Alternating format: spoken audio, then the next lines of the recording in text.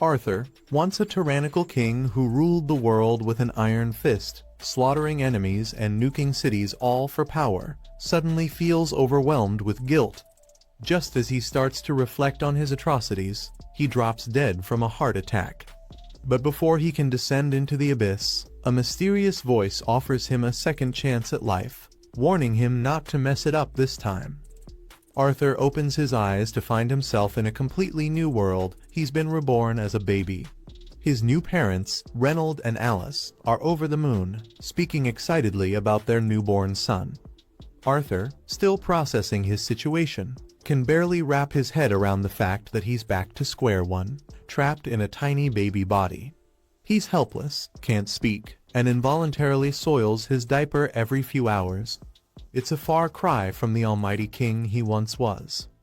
But things get even weirder when he watches his father, Reynold, channel some kind of mystical energy into his fists and smash a boulder to pieces. Arthur's jaw drops. He's been through countless battles as a king, but this power is something he's never seen before. It's a huge feat, and Reynold is proud of himself. But his show-off moment goes wrong when a rock falls on his head. Alice rushes in, healing him with some sort of magic, warning Reynold to be more careful next time. Arthur is stunned again. Magic. That's a whole new level of weird.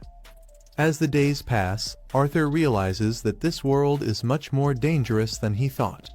People carry weapons as a matter of survival, and Arthur knows he's going to need to learn how to fight if he ever wants to live freely again. But life as a baby isn't all bad.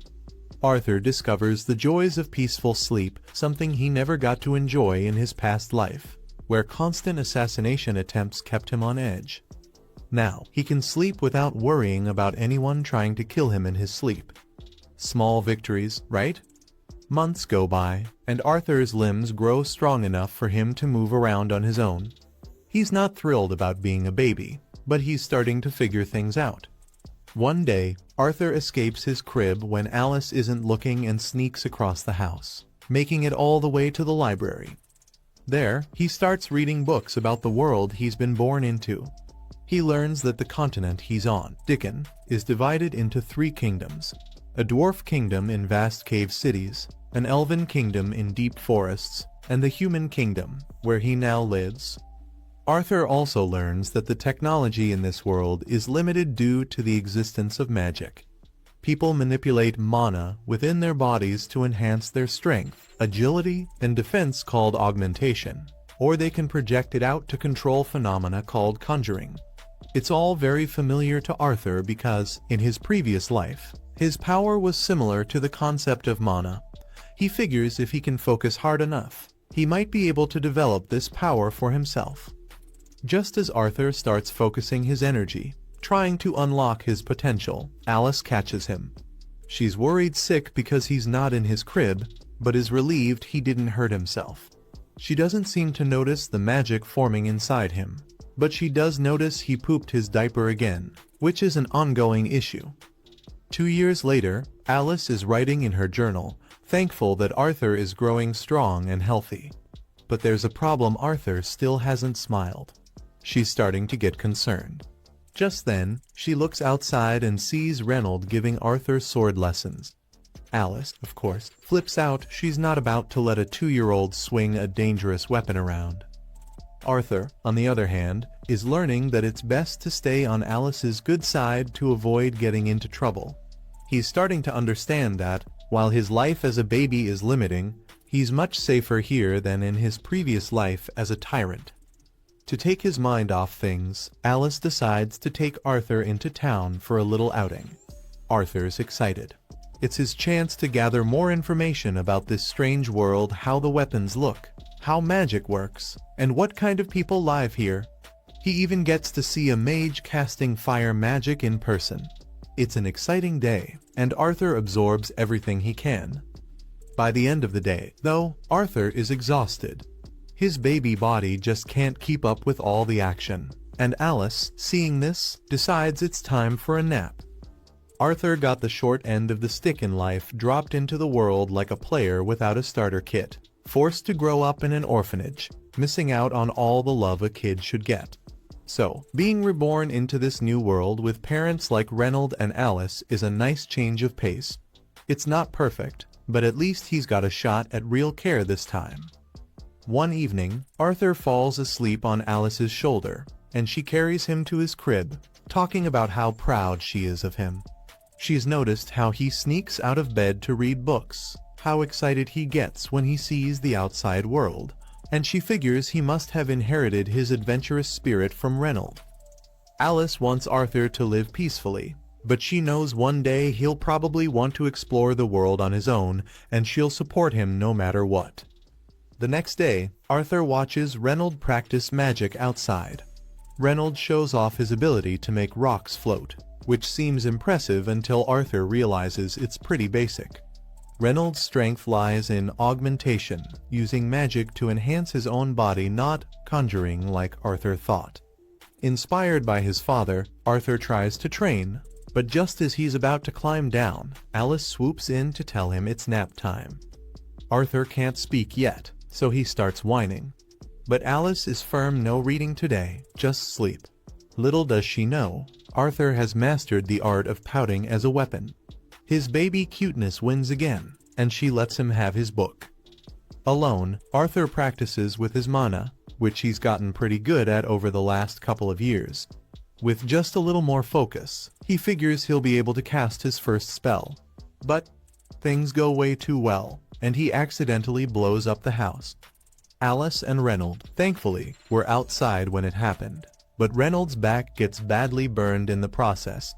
They rush inside to check on Arthur, who, to their surprise, is completely unharmed. Not only that, but Arthur is the source of the explosion.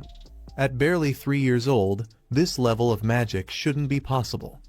Yet, here he is looking proud like a little wizard in training. Unfortunately, Arthur forgets that the house is crumbling around him. When 2 beams fall toward him, he tries to run, but his baby legs fail him. Just as he's about to be squashed, Reynold and Alice rush in to save him. This is the first time anyone has ever risked their life for Arthur, and the experience leaves him stunned. Seeing Alice crying out of relief, Arthur starts crying too. He's still not used to this whole being cared for thing. In his old life, Arthur would never be doing something like this. Back then, he was a king, cold, ruthless, and allergic to mercy. A guy once tried to assassinate him. The man got caught, and the royal council immediately went full evil overlord, sentencing not just the guy, but also tossing his wife and daughter into a torture camp so horrifying it would make a horror movie director blush. The man begged Arthur to spare them, swearing they were innocent. So Arthur, in what he considered a kind gesture, killed them quickly himself. That was just a regular Monday for him.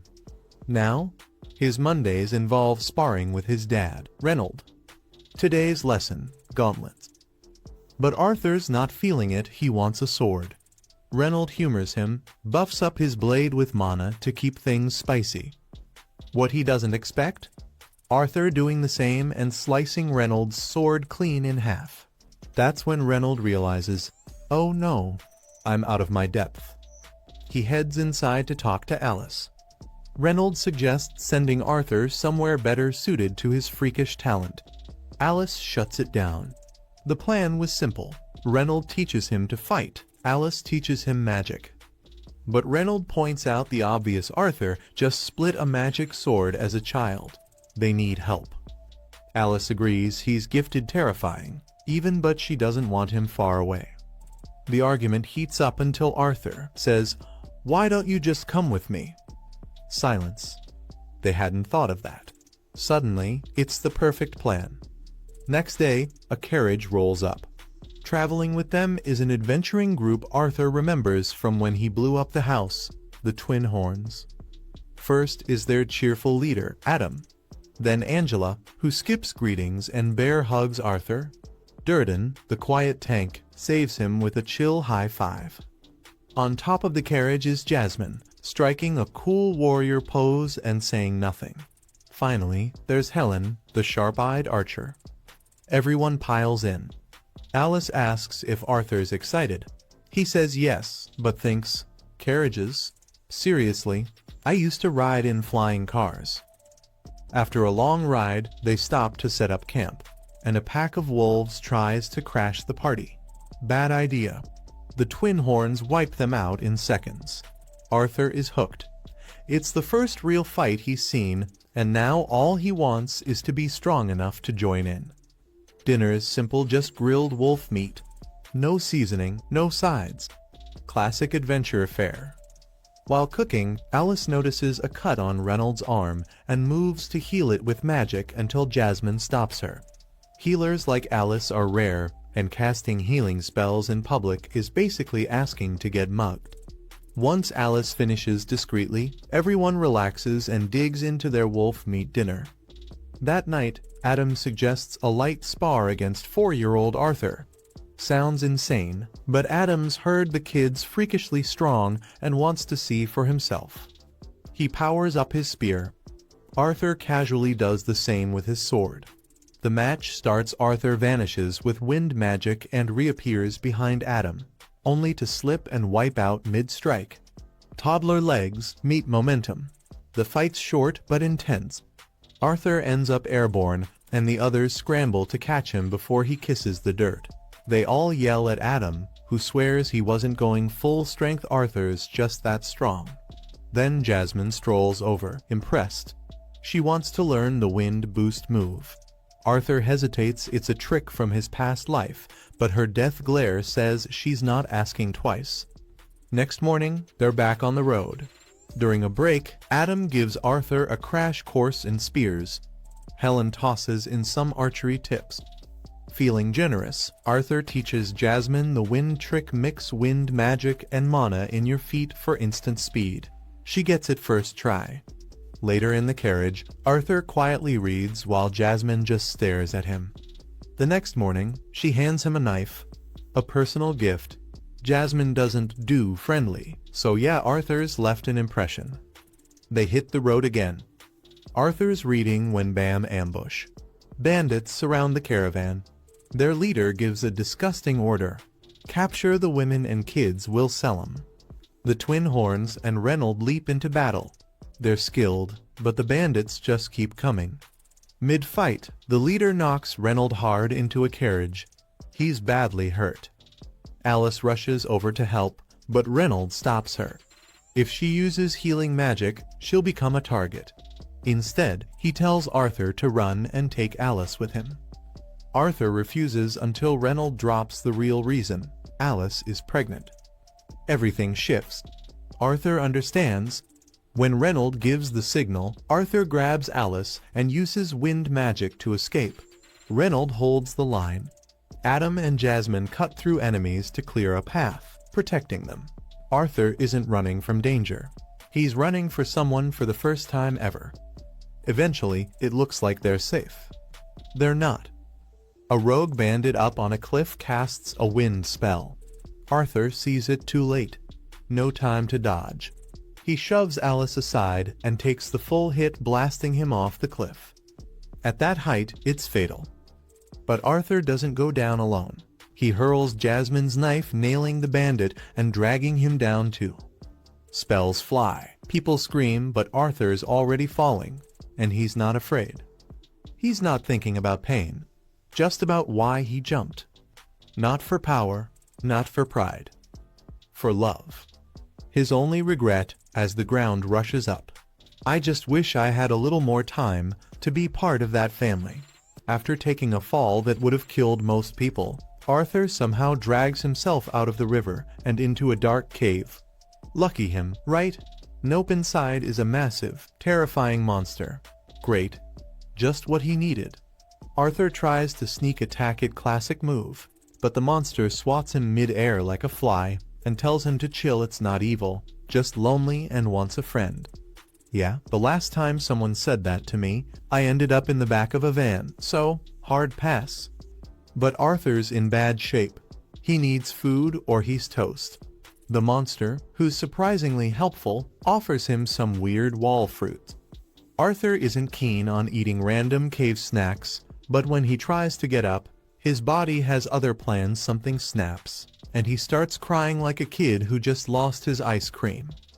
The monster tells him to quit whining. He should be dead after that fall. so maybe say thanks instead. The monster, named Sylvia, says she'll answer Arthur's questions, but only if he eats the fruit.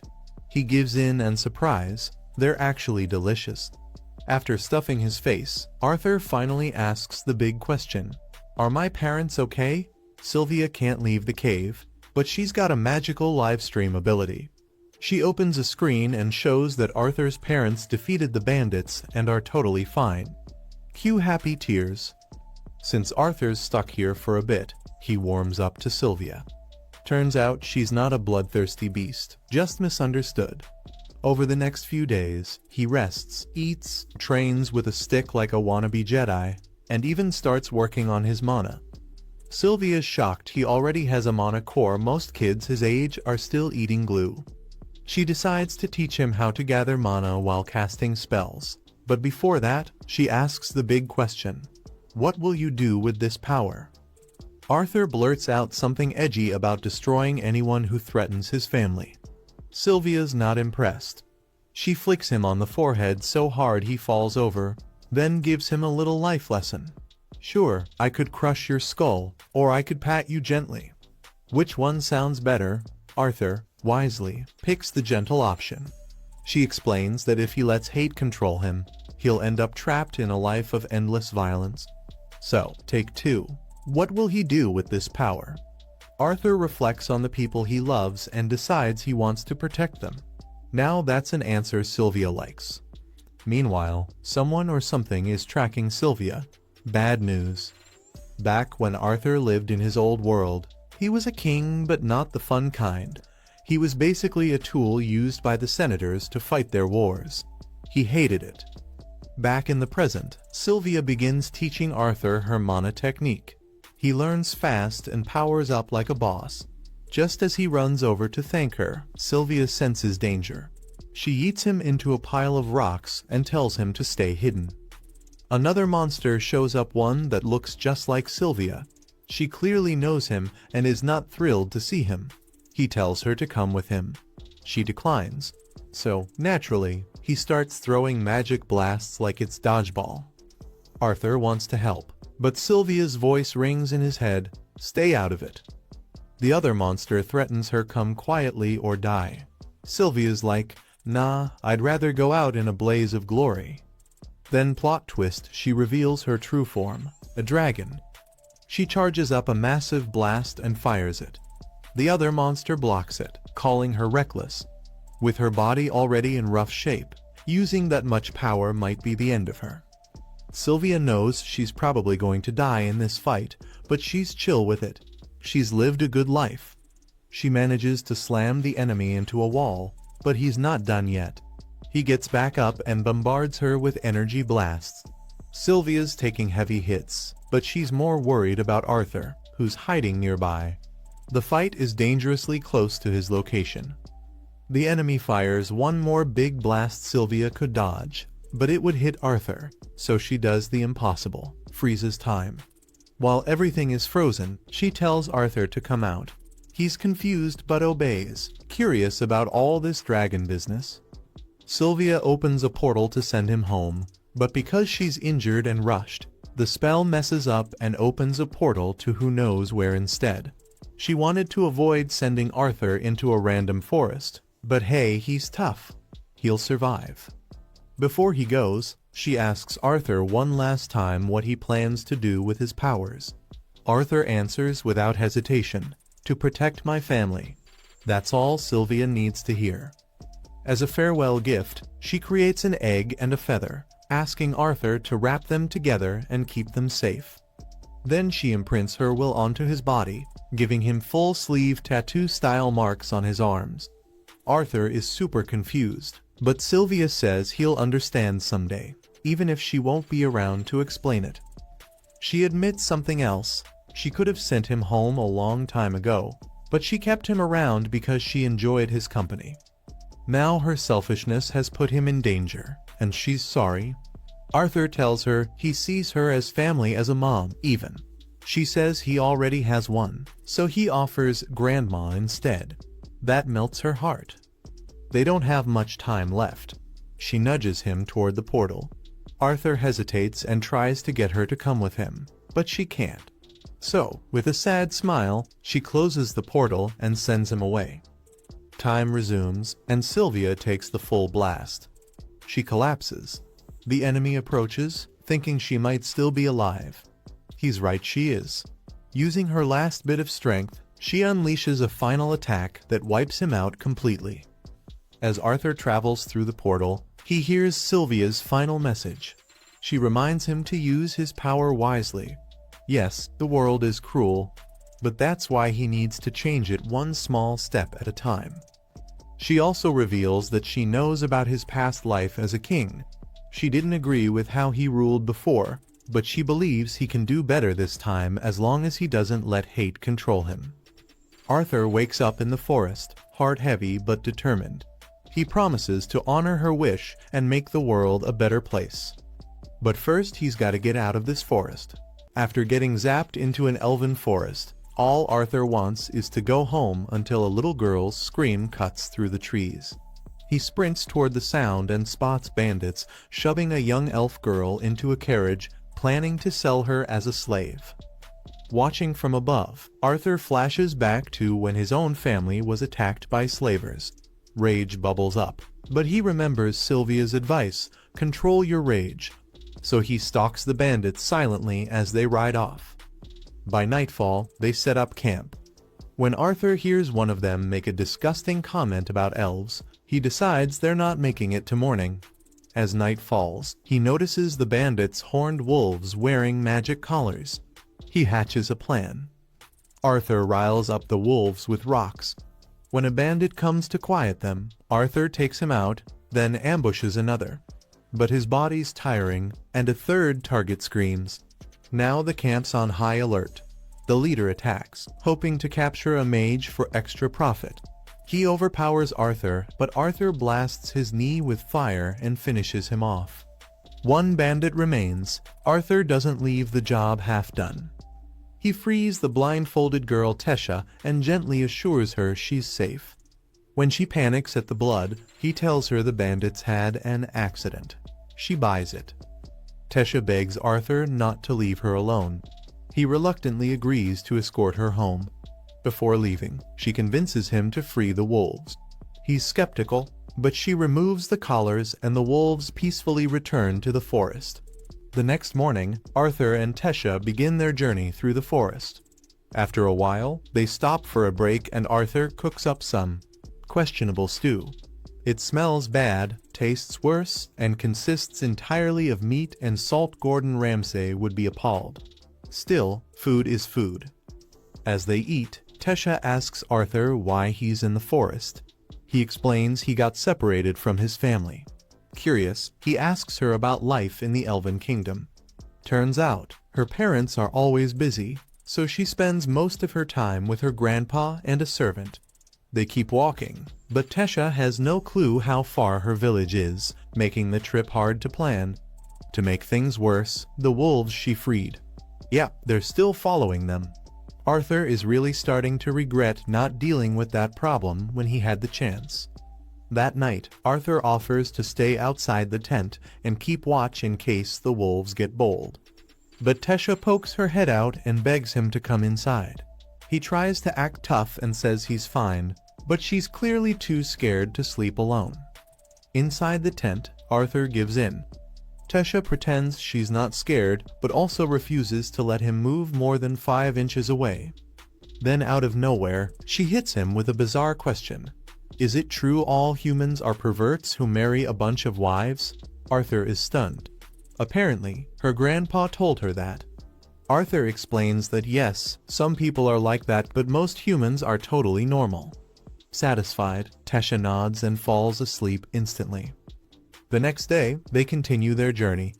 Tesha seems a lot happier now that she's been away from danger for a few days, but she's still hilariously bad at wilderness survival. She can't even cross a shallow creek without Arthur carrying her like a sack of potatoes.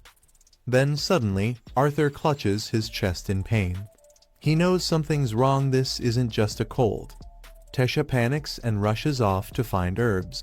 While Arthur leans against a tree trying not to pass out, the wolf they freed shows up.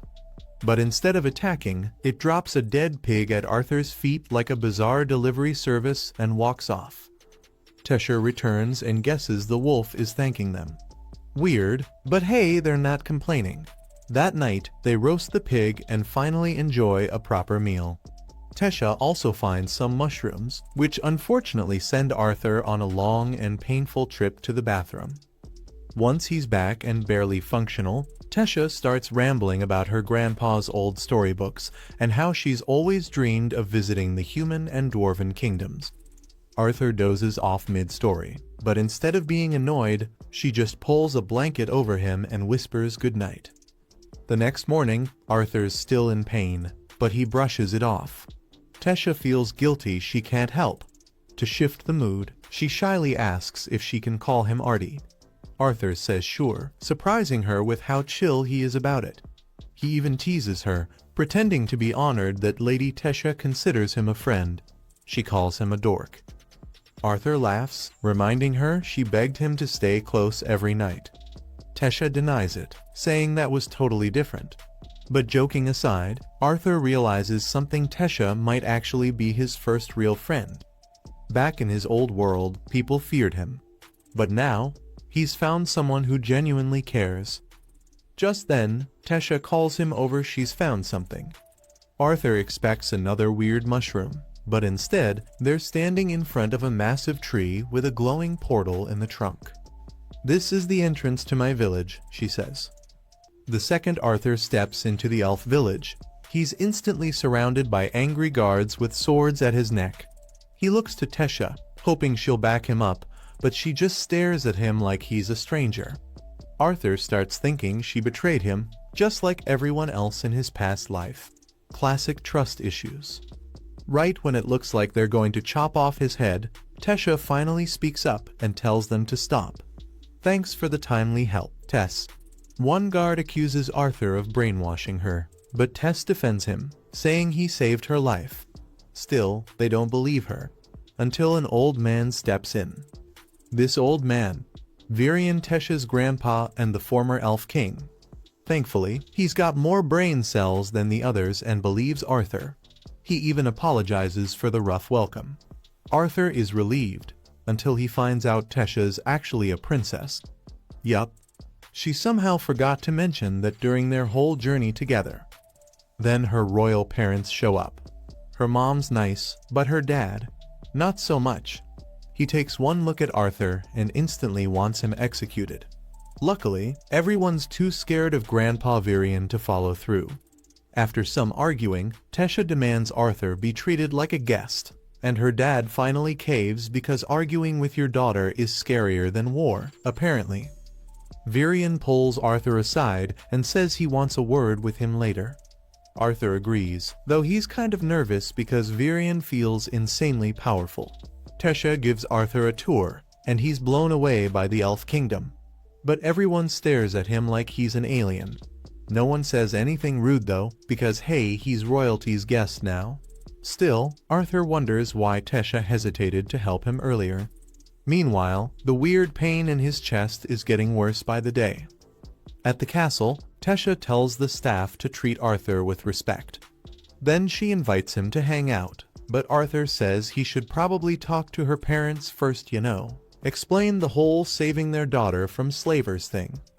The royal family sits down for what basically becomes a tea party.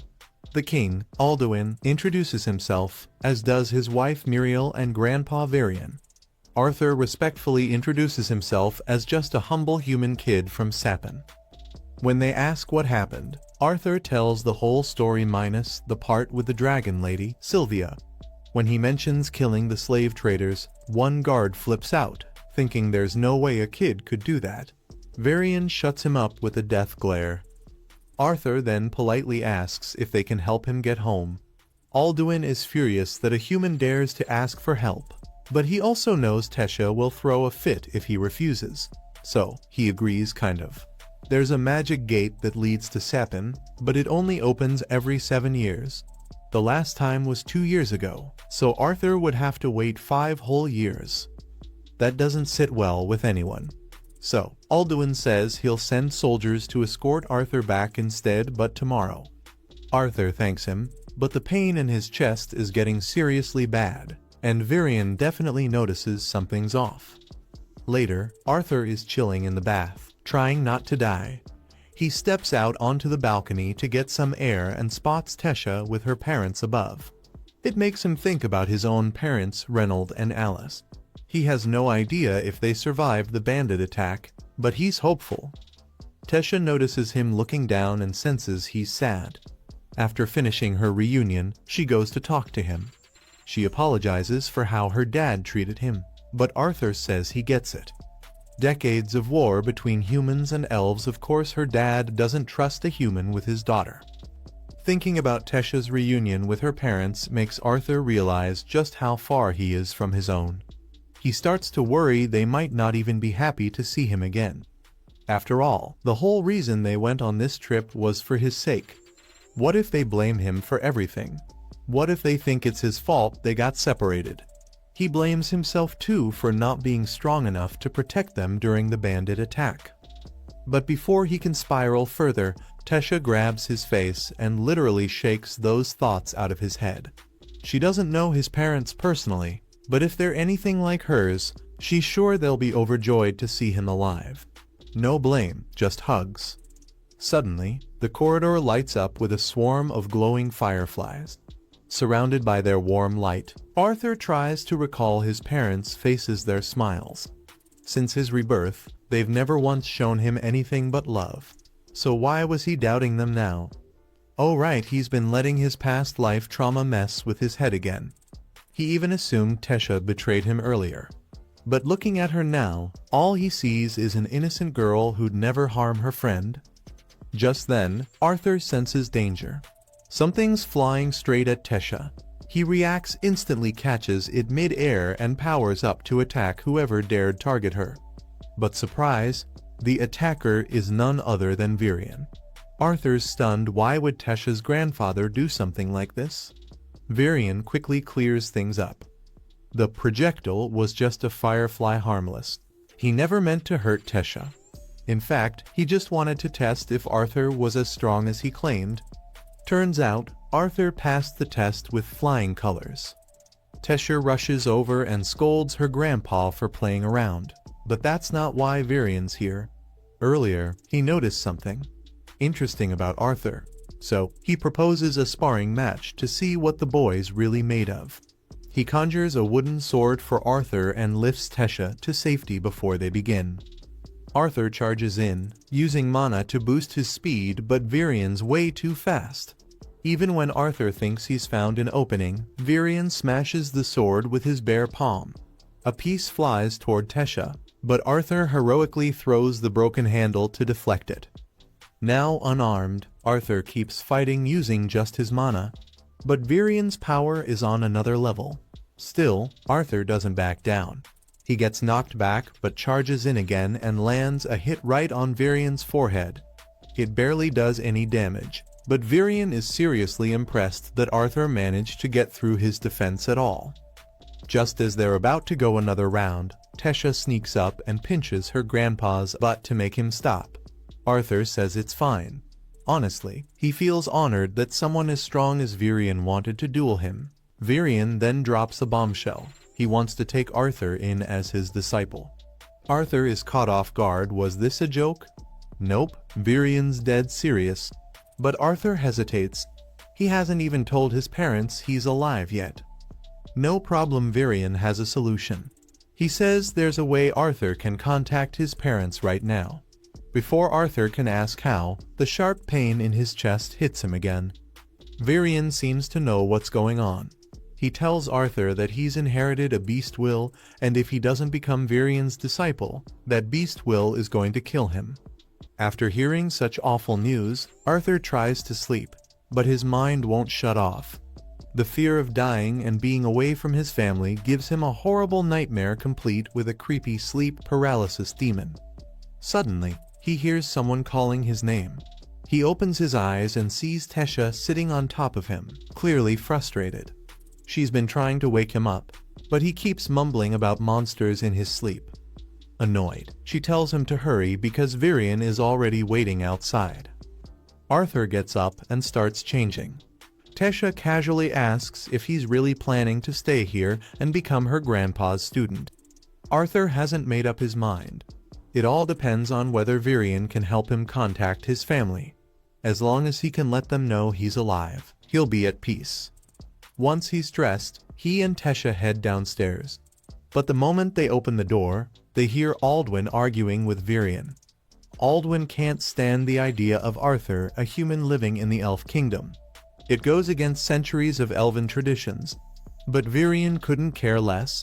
He likes Arthur and has already decided to make him his student. End of story. Tesha tries to back Arthur up, but Aldwin doesn't want to hear it. She's clearly biased. Virion doesn't want to hear Aldwin either and tells the kids to hop into the carriage, they've got somewhere to be. On the long ride, Tesha ends up dozing off. Arthur asks Virion, now calling him Grandpa, how much longer it'll take. Virion laughs, saying if Arthur ends up staying, he'll be like family anyway. He's actually happy that Tesha finally has a friend. Being an only child and heir to the throne means most kids avoid her. And the ones who didn't, they broke her trust, so she has a hard time opening up. But with Arthur, she genuinely smiles. Arthur has trust issues too, but when he looks at Virion, he sees a kind, sincere grandpa. He feels like he can trust him. They finally arrive. Arthur wakes Tesha up, and they step out to meet this mysterious person. Virion bangs on a door, shouting for someone named Rhiannia to come out. He leans in to listen and promptly gets smacked in the face when the door flies open. Rhiannia turns out to be a powerful mage. Virion believes she can help Arthur contact his family. Once inside, Arthur is confused. It just looks like a regular house, and there's a random bucket of water on the table. Rhiannia explains she's a seer. She can look into people's past and future. When she briefly reads Arthur's past, she finds strange gaps, parts she can't see. Arthur tells her he's not here for a history check. He just wants to let his family know he's okay. She pushes the bucket in front of him and tells him to think of his parents clearly. She works her magic, and suddenly Arthur starts seeing visions of his mom and dad. His mother, Alice, is making stew, but it's too much food for just the two of them. It's Arthur's favorite, and they miss him terribly. Reynold, his dad, blamed himself for Arthur's disappearance so badly he almost turned to drinking. But with Alice pregnant, he had to keep going. They moved to the city, got a house, and tried to carry on, but nothing could fill the hole Arthur left behind.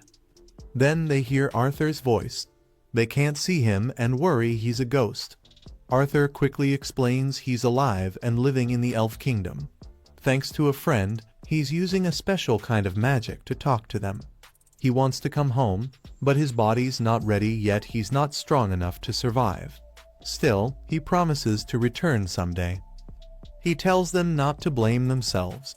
It was his choice to make, and he'd do it again if it meant protecting them. Alice and Reynold are overwhelmed with joy. Saying goodbye again is hard, and Arthur cries. But he's glad he got to speak with them. Now, he's more determined than ever. He has to grow stronger, so he never makes them worry again. So, he asks Virion to officially make him his disciple. All that's left is getting Aldwin to agree to let Arthur stay. Aldwin is still stubborn. He can't stand humans. But Tesha hits him with the truth. Arthur saved her life. If he kicks Arthur out now, he'll just look like an ungrateful jerk. Aldwin's still worried that Arthur's presence in the Elf Kingdom could stir up drama, but Virion's already ahead of him. He tells Aldwin to just announce Arthur as his new disciple. Problem solved. No one would dare question Virion's decision. With that, Arthur officially gets the green light to live in the royal palace. After the meeting, Aldwin approaches Arthur and apologizes for being rude earlier. He admits he's not a big fan of humans, but Arthur saved his daughter, so that earns him a pass and even a spot in the family. Arthur is surprised by this sudden change of heart, but with Virion and Tesha backing him up, it starts to make sense. Arthur humbly accepts the welcome, but Tesha isn't done yet. If Arthur is truly part of the family, then he should be allowed to go outside and have fun with her. Aldwin agrees, and off they go. Tesha drags Arthur into town, showing him all the cool places. She's especially excited about a snack shop that sells out fast, so she pulls him along at lightning speed. While rushing, Arthur accidentally bumps into a snobby elf kid. The kid loses it, yelling at Arthur about dirty human germs. Arthur's tempted to throw hands, but Tesha tells him not to waste energy on jerks. That is, until the brat, Farith, insults Arthur and tells Tesha she should hang out with better people like him. Arthur decides to mess with him and intentionally butchers his name, calling him Phoebitch. Farith gets triggered and demands a duel to defend his family's honor. Arthur is baffled. Where he's from, duels mean death matches. But the nearby adults are just watching with amused expressions, so it's clearly not that serious. Tesha tries to stop the fight by reminding Farith that Arthur is Virian's disciple, and picking a fight with him is basically a suicide mission. But Farith is too full of himself to back down. He even says not fighting would dishonor Virian's name. Arthur shrugs and agrees. The duel begins. Farith charges in with a stick, full of confidence. That lasts about 2 seconds until Arthur decks him in the face. Down goes Farith, completely knocked out. His buddies rush over, and Tesha, who saw this outcome coming from a mile away, grabs Arthur's hand and drags him away. They've still got a full playdate to finish. The two spend the whole day hanging out, exploring the town, and shopping. Later, they sit on a balcony and chat. Tesha asks when Arthur's training with Virian starts. Arthur says it begins tomorrow, but he's clearly deep in thought. He remembers what Virian told him. The training will be hell. Imagine being dunked in boiling tar every day for years, alone, no family around. But Arthur's ready. He said yes without hesitation. No matter how painful it is, he's determined to get stronger and build the future he wants. Tesha promises to work hard too, so she won't fall behind. But for now, she just wants to enjoy the rest of their day. And what better way to do that than grabbing more food? A few years had flown by since Arthur and Tesha started training under Grandpa Virian's grumpy but wise guidance. Over time, they'd become close like sparring partners who never missed a chance to one-up each other. Today was no different. After an intense match, Tesha flopped down, exhausted. Seizing the quiet moment, Virian shifted his attention to Liam, giving him a crash course in basic magic. Once your mana stabilizes, you can tap into elemental magic: water, wind, fire, earth. But this world has its quirks. Elves, like Tesha, excel at wind, are decent at water and earth, but hopeless with fire. Dwarves, masters of fire and earth, but clueless with wind.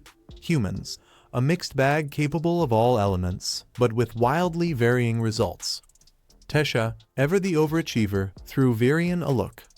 If mana's such a big deal, why hasn't Arthur touched his core yet? She teased. Virian sighed, clearly waiting for this. Because if he tries now, his chest might explode. Okay, maybe he didn't say it exactly like that, but close. Arthur had a beast will inside him, which made his body and mana core clash. Until he rebooted his core, no mana for him. Tesha smirked. So, I'm technically stronger than you right now, huh? Arthur shot back. Well, yeah, you cheat with mana in every attack. Tesha had awakened her mana at 9, a prodigy even among elves. Arthur, still stuck in the no-mana zone, training with sheer grit. But that was about to change. Virian decided Arthur was finally ready to face his beast will. Arthur, of course, was all in. Let's do this. He sat down, Virian began the process, and things escalated fast. Arthur screamed like his soul was being ripped out, and a surge of energy blasted Virian and Tesha across the field. The good news? It worked. The bad news? Arthur passed out cold. They dragged him back to the castle. When he woke up, Virian was already waiting. You alive, kid? Yeah, I guess. Good. So, anything weird about that beast will? Arthur had planned to keep his dragon encounter secret, but after the show he'd put on, there was no point. "It's from a dragon." Virion nearly fell over. "You what?" He told Arthur to keep it quiet. Dragons weren't exactly low-key. If word got out, Arthur would be a walking target. And as if things weren't moving fast enough, Arthur learned he'd be heading home sooner than planned. A cultural exchange event was happening in 4 months, and the portals to Xyrus City would open early. Tesha was already getting the same news from her parents. That night, Arthur lay in bed, staring at the dragon egg. Sylvia had left him, already dreading saying goodbye to Tesha.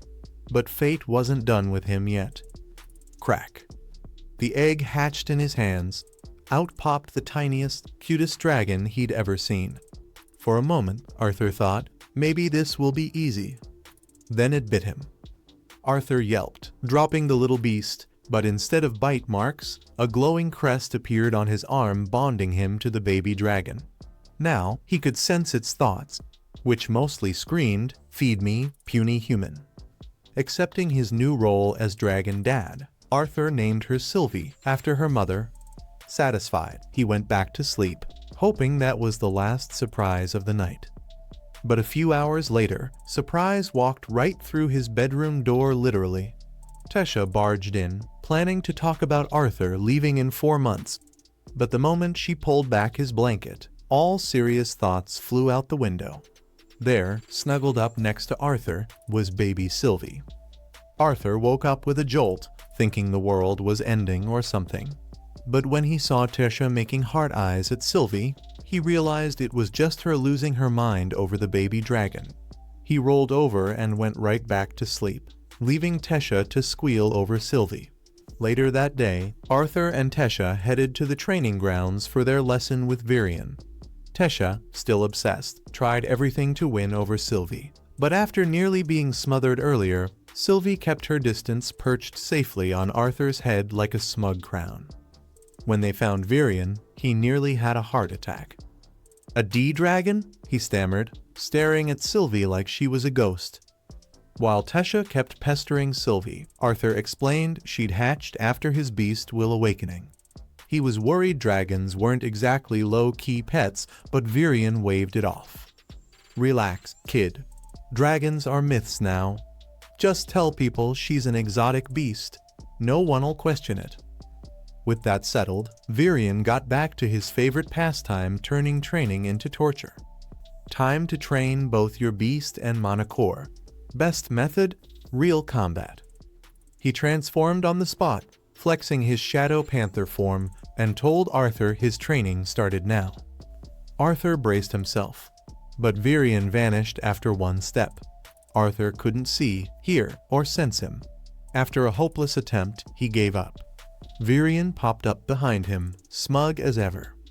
Turns out, Virion's beast will let him erase all sound and movement by controlling wind cool, but super mana hungry. Honestly, he just wanted to show off. He finally summoned a sword and let Arthur train for real. Days later, Arthur was crushing his beast while training, no more chest pain, and his body kept up with Virion's tricks. Between all the training, he and Tesha still squeezed in their not-a-date hangouts. One day, during one of these hangouts, Arthur bumped into a fancy elf Faerith. Problem was, Arthur didn't remember him. Faerith, ever the drama king, was offended and demanded a rematch. It ended fast. Faerith hit the ground in seconds, his friends speechless. Tesha reminded Arthur, "That's the kid who challenged you a few years ago." "Oh, right," Arthur laughed, helping him up. Faerith finally gave up on picking fights. Arthur asked if they were joining the cultural exchange event. Faerith bragged about being specially chosen, but yeah, all noble brats got in. Nothing special. Arthur then asked Tesha if she'd be going, but Faerith butted in, mocking that the royal family wouldn't risk their helpless princess getting kidnapped again. Big mistake. Tesha socked him right in the face, sending him flying. Arthur, knowing this would get messy, grabbed her hand and dragged her away before a crowd gathered. Once they were clear, Arthur scolded her. You can't just punch people. You're a princess. Tesher rolled her eyes. Faerith was still breathing, wasn't he? But Arthur sounded just like her dad, which ticked her off. She called him an old man and stormed off in tears. Feeling guilty that night, Arthur pulled a classic Arthur move, snuck up to her window and invited her to sneak out and explore the forest. Anything to cheer up the moody princess. Tesha agreed, but halfway through the woods, she asked, "Is this really okay?" Arthur grinned. "If kidnappers show up, we'll just beat them up. Worth it for the stars, right?" Tesha, wobbling with sleep, insisted she was fine.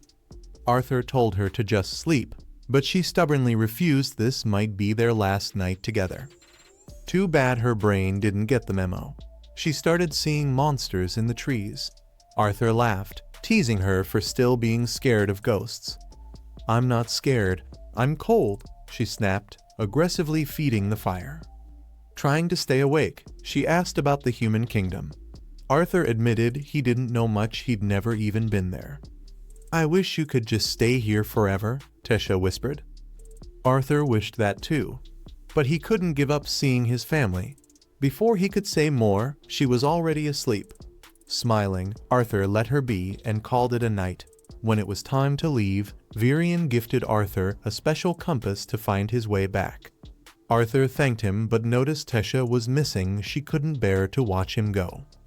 As the portal opened, Arthur was about to step through when he heard his name. Tesha ran toward him, tripped, and fell. Arthur rushed over, helping her up as she tearfully rambled that he'd better take care of himself or she'd never forgive him. Arthur hugged her tightly. "I'm gonna miss you too, Tesha. A lot."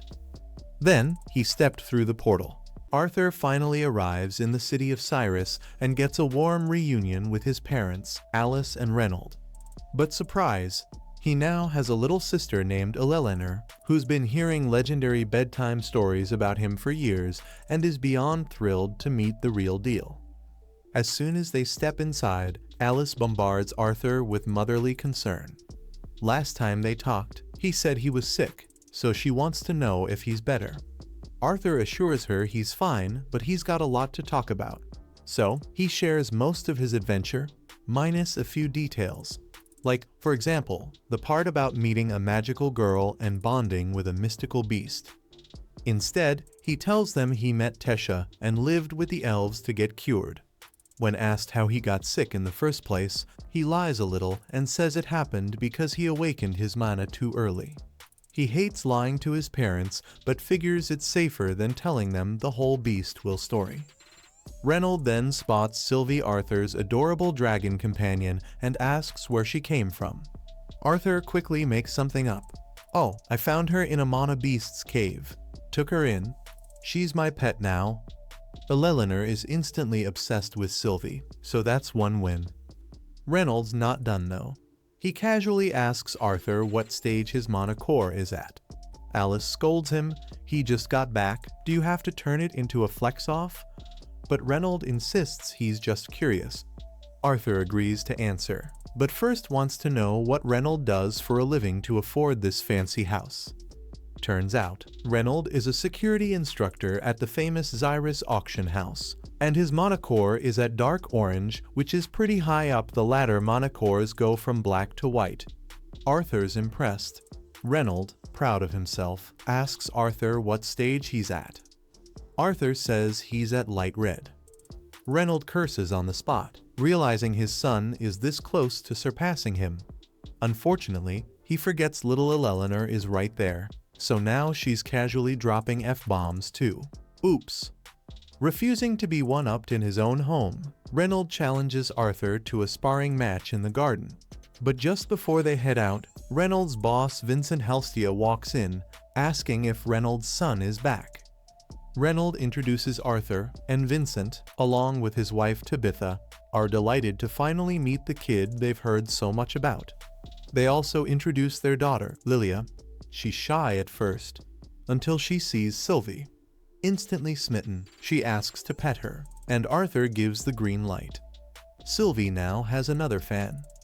Reynold reminds Arthur that Vincent technically owns the house, so maybe they should ask before breaking stuff. Vincent gets nervous hearing break and sparring in the same sentence, and those fears come true when he learns that yes, a full-on magic duel is about to happen in his garden. Everyone heads outside for the match. Vincent still can't believe a kid Arthur's age could really be at Light Red stage, but Alice says Arthur has always been a fast learner. And besides, what would he even gain by lying? Truth is, Arthur could have already reached Orange stage years ago, but his Beast Will training didn't allow him to level up his mana. So now, he's got some tricks to show. Arthur and Reynold trade blows, and while Reynold still has more brute strength, Arthur's no pushover. Eventually, Reynold decides to level up and lights his fist on fire literally. He warns Arthur he can still back out. See, all mages have an elemental mana they're compatible with. Conjurers can use elements easily, but augmenters like Reynold, not so much unless they're elite, which he is. Arthur isn't fazed. He channels mana into his arms and the two clash again. Then comes Arthur's trump card, Lightning Magic. Crackling sparks fly as Arthur powers up with a higher form of fire. And then just because he can, he pulls water out of the fountain and attacks Reynold from behind. Reynold blocks it, but he's stunned. Fire and water magic. At the same time, his boy's a prodigy. He hugs Arthur like a proud dad and asks where he learned that. Arthur explains he only recently figured out lightning magic and still doesn't have it under full control, but he's getting there. Elilina rushes onto the field to check on them. Meanwhile, Vincent and Tabitha just stand there like, did this kid just break physics? Later that evening, they all sit down for dinner. Vincent won't stop talking about how amazing Arthur is. Reynold says he's known Arthur was special since he awakened his mana at the age of 3. Vincent's jaw hits the floor. Most geniuses awaken at 8, and none of them blow up the house doing it. They all laugh, maybe a bit too hard. Reynold falls out of his chair. Vincent then brings up the idea of Arthur attending Xyrus Academy, the elite school for talented mages. Reynold hadn't even thought about it. Those schools are for the rich and powerful, but Tabitha agrees, and they offer to sponsor Arthur. Alice is hesitant. They've already helped the family so much, and Arthur is only 8, the school's age limit is 10. Vincent waves that off. He knows the director and can get Arthur in early. Before they go any further, Arthur politely asks if maybe they should ask him what he wants. He literally just got home. Can he enjoy being with his family for like one day? He excuses himself from the table and starts wandering through the halls. Lilia finds him and warns that he's heading toward the basement. Rookie mistake. She leads him to the servants' break room instead, where she often hangs out when she needs to unwind. Everyone already knows who Arthur is. He did scorch the garden earlier. They're not mad though. Lilia grabs some leftover duck, but the cook warns her too much stress snacking lately. A maid tells Arthur that Lilia's been under pressure from non-stop magic lessons. She wants to awaken as a mage, but everyone needs a break. That night, Arthur spends some quiet time with his parents. He's changed, but to them, he's still their son, and they'd love him no matter what. Before bed, Reynold brings up the academy again. He means well, but it's Arthur's decision. The next morning, Arthur's greeted by the twin horns. Angela hugs the life out of him, and Jasmine gives him a once-over before hugging him too, relieved he's okay. They catch up, and Arthur learns the group worked in Estatine before returning to the capital. Their stories make Arthur realize how little he knows about the world. Adventuring could change that, but it would mean leaving his family behind again. And he's not sure he's ready for that. A few days later, Arthur is back in his room training with his Beast Will. He makes a crazy discovery: it can freeze time. Well, only for a few seconds, and it drains him like a phone on 1% battery. He starts wondering if all this effort is even worth it, but then remembers why he's doing it: to protect the people he loves. So, he keeps at it. But first Sylvie stinks. Like, really bad. so Arthur grabs her for an emergency bath session. Sylvie isn't thrilled, but Arthur isn't about to let a smelly beast ruin the vibes in this fancy mansion. Speaking of which, since the Helstia family lives in such luxury, Arthur figures their auction house must be doing pretty well. But he still doesn't know much about them. After scrubbing Sylvie clean, Arthur's family bursts in and tells him he needs a cleanup too. He hadn't really cared about his looks while in the Elf Kingdom, so his mom takes him to her favorite hairdresser. They promise to make him look fabulous. The result? Slightly shorter hair. Still looks like Arthur, just cooler now. Curious, he asks why everyone suddenly cares about how he looks. Tabitha explains she's planning to take him to tour their auction house, but it's so fancy even royalty visits. No way she's letting him go in looking like a cave boy. Tabitha offers to show Arthur around the city, and Ellie tags along, excited to hang out with her big bro. Lilia feels a bit left out. She used to be Ellie's go-to, but she joins them anyway. They're all having a good time playing ring toss on a statue when a group of snotty students from Xyrus Academy randomly throws a ring at Arthur's head and walks away like it's nothing. Arthur's confused. Lilia explains that everyone treats those students like royalty just because of their uniforms. Arthur shrugs it off until they pass a store that sells beast cores. Arthur's surprised. He didn't even know you could buy beast cores. Turns out it's common in the human kingdom. Tabitha explains that cores can boost a mage strength, and ones with beast wills can cost up to 100 gold coins, enough for Arthur's family to live comfortably for 250 years. Arthur's not too interested since he already has Sylvie's core, but Lilia asks if she can get one.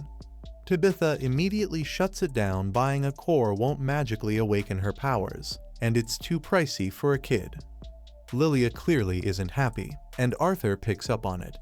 He's about to ask her what's wrong when he realizes she's gone. Even though Tabitha was right next to her, she didn't notice her daughter walk off. Arthur follows and finds Lilia in a magic shop, eyeing a cheap beast core she can afford. He warns her it might not work, but Lilia is desperate to try. She reaches for the core, but Arthur stops her. She gets frustrated. Easy for him to say, Mr. Prodigy. In the chaos, she accidentally bumps into one of those Xyrus brats again. They overreact because of course they do, and it looks like a fight is about to break out. The store owner peeks out, but nopes back into his office the moment he sees the Xyrus uniforms. Arthur's ready to go full beast mode, but before things get messy, Tabitha and Alice arrive and shut things down fast. The boys don't take her seriously until they find out Lilia is part of the Helstia family. Suddenly, they panic. The Helstias are major donors to the academy, and if word gets out, they're so expelled. The boys retreat, not so politely calling Lilia a spoiled rich kid on the way out. Back home, they tell Vincent what happened. He's horrified. Arthur nearly threw hands with Xyrus students. Tabitha explains she stepped in before Arthur turned them into toast. Lilia apologizes for causing trouble, but Vincent reassures her she did nothing wrong. In fact, with how much he's donated to the academy, this won't affect her chances of enrolling. But Lilia misunderstands. She thinks Vincent wants Arthur to enroll instead of her. Despite her parents' reassurances, she's stuck in her head, convinced they think she's a failure. She yells that she hates them and runs off. Later, Arthur finds her alone and sad. She apologizes for being jealous. Ever since Arthur showed off his magic, she's felt invisible. Arthur gently tells her she's not a disappointment. Her parents are proud of her. Just because Arthur's an outlier doesn't mean she's falling behind. Lilia finally realizes she was being too hard on herself. Her dad just wants her to be happy, not stressed. But she also knows people will always assume she got into the academy because of her dad's money, so she wants to prove herself. Arthur offers to help. He knows a way to awaken her mana, but first he plays a little prank. A few hours later, Arthur tells Vincent and Tabitha that Lilia left to go train. They're stunned.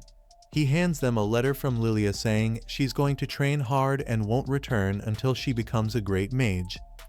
Vincent collapses in guilt, thinking it's all his fault for making her think magic is the only way to be happy. But then Arthur says, "Okay, Lilia, you can come out now." She steps out from behind the door surprised. It was all a trick to show her that her parents love her no matter what. Vincent apologizes for pressuring her. She doesn't have to be a mage. But Lilia says she still wants to on her terms. Arthur smiles and decides to awaken her mana, and while he's at it, he helps Ellie too. He has them sit down, close their eyes, and breathe slowly to feel the flow of mana. Ellie senses it right away. Lilia struggles, but Arthur places his hand on their backs and stimulates their mana. Suddenly, Lilia sees glowing lights. She did it. Her magic has finally awakened.